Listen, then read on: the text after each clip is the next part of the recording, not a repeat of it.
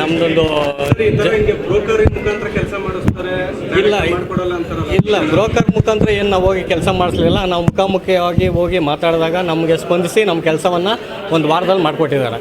ಇಲ್ಲಿ ಯಾವುದೇ ಬ್ರೋಕರ್ ಅಂತ ನಿಮ್ಗೆ ಯಾವುದೇ ಇದಿಲ್ಲ ಬ್ರೋಕರ್ ಅಂತ. ನಾವು ಬಂದಾಗ ಡೈರೆಕ್ಟಾಗಿ ಹೋಗಿ ಸಾಹೇಬರನ್ನ ಮಾತಾಡ್ಸಿದ್ದೀವಿ. ಅವ್ರು ಇಲ್ಲಿ ಬಂದಾಗಿಂದ ನಿಮ್ಮ ಕೆಲಸಗಳು ಆಗ್ತಾ ಇದ್ದಾವೆ. ಹೌದು, ಯಾವುದೇ ಥರ ನಿಮಗೇನು ಏನಿಲ್ಲ, ತೊಂದರೆ ಏನಿಲ್ಲ, ಏನು ಡಿಮ್ಯಾಂಡ್ ಏನಿಲ್ಲ. ಬಂದಾಗ ಚೆನ್ನಾಗಿ ಸ್ಪಂದಿಸ್ತಾರೆ, ಮಾಡ್ಕೊಡ್ತೀವಪ್ಪ ಅಂತಾರೆ. ಅವರು ಅಟೆಂಡ್ರಿಗೆ ಹೇಳ್ತಾರೆ, ಮಾಡಿಕೊಡ್ತಾ ಇದ್ದಾರೆ. ಯಾರು ಮಾಡಿರೋದು ಸರ್ ಈ ಅಪರಾಧ?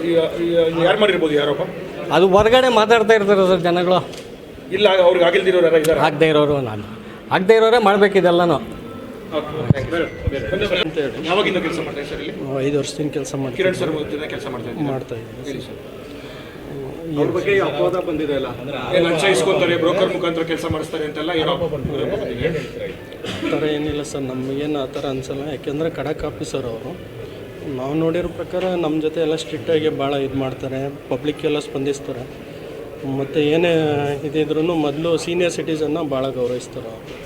ಮತ್ತು ರೈತರು ಅಂದರೆ ಅವ್ರಿಗೊಂದು ಲೋಟ ನೀರು ಕೊಡು, ಟೀ ಕೊಡು ಅಂತೆಲ್ಲ ಹೇಳಿ ಇದು ಮಾಡ್ತಾರೆ. ಯಾಕೆಂದರೆ ನಾವು ಡಿ ಗ್ರೂಪ್ ನೌಕರರಾಗಿರೋದ್ರಿಂದ ನಾವು ಅವ್ರ ಹತ್ರ ಇರೋದ್ರಿಂದ ಆ ರೀತಿ ಏನು ಕಂಡು ಬಂದಿಲ್ಲ. ಬೇರೆಯವ್ರು ಏನೇನೋ ಇದು ಮಾಡಿರ್ಬೋದು, ಏನೋ ಕೆಲಸ ಆಗದೇ ಇರೋರು ಹಂಗಂತಾರೆ. ಕೆಲವರು ಕೆಲಸ ಆಗಿರೋರೆಲ್ಲ ಖುಷಿಪಟ್ಟು ಬೆಂತಟ್ಟು ಸಾಹೇಬ್ರಿಗೆ ಸ್ವೀಟ್ ಆಗ್ಬೋದು, ಬೇರೆ ಏನಾದ್ರೂ ಕೊಟ್ಟು ಹೋಯ್ತಾರೆ.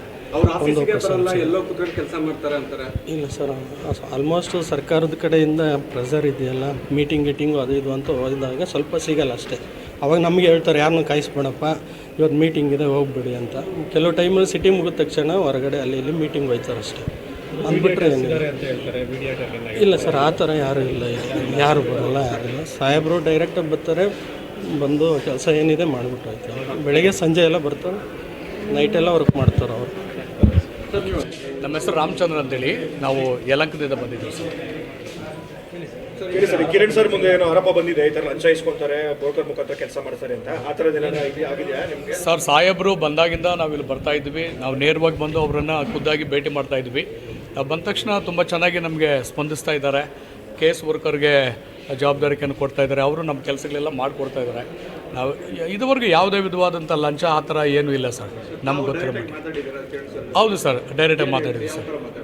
ಅವ್ರು ತುಂಬ ಗೌರವಿತವಾಗಿ ಮಾತಾಡಿಸ್ತಾರೆ, ನಮಗೆ ರೆಸ್ಪಾಂಡ್ ಮಾಡ್ತಾರೆ. ಒಳ್ಳೆ ವ್ಯಕ್ತಿ ಸರ್, ನಿಜವಾಗ್ಲೂ.